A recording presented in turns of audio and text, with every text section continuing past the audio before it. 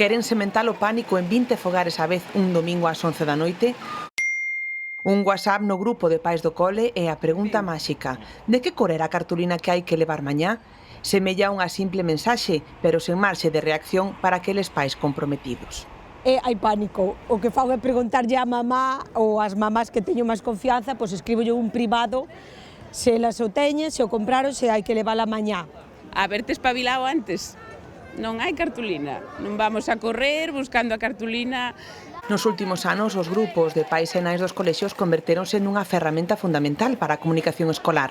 É algo social, é algo que implica comunicación e, sobre todo, cando chegan pais novos, con nenos novos e todo eso, unha forma de acollida que está ben, que fai que, bueno, pues que se coñezan entre eles. Moitos pais aprecian a rapidez, a facilidade de comunicación e incluso debaten nel sobre a educación dos seus fillos.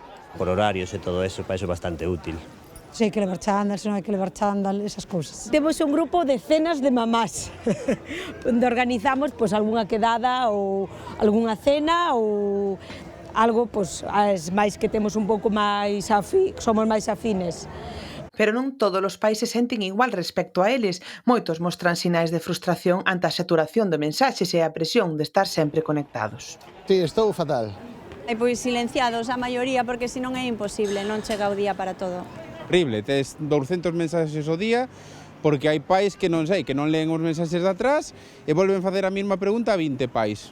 E algún papá pregunta por os deberes do neno. Se algún neno se esqueceu do libro no colegio, pois outro pai saca unha foto e a manda no grupo de WhatsApp. Ou ya manda directamente ao pai ou a nai o que lle falta. Importante que nós non vayamos máis alá porque que lle quitamos responsabilidades a eles. Eles cando van medrar.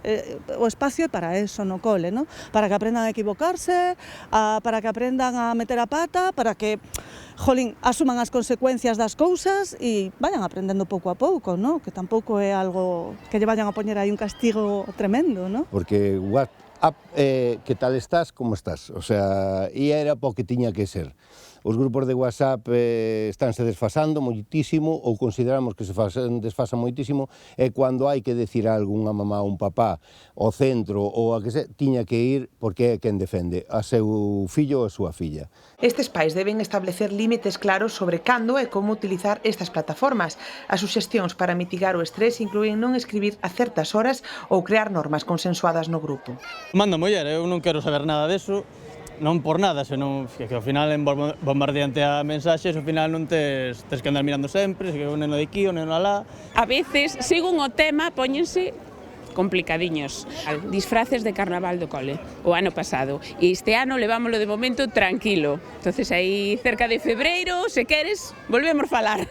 Non lees os 35 ou 60 WhatsApp que hai, entonces contestas os últimos e os últimos xa veñen degenerados. Hai moitas liortas ao final que no mismo grupo non se entenden por ese propio motivo, porque non se interpreta como se ten que interpretar unha noticia ou unha pregunta ou unha simple opinión.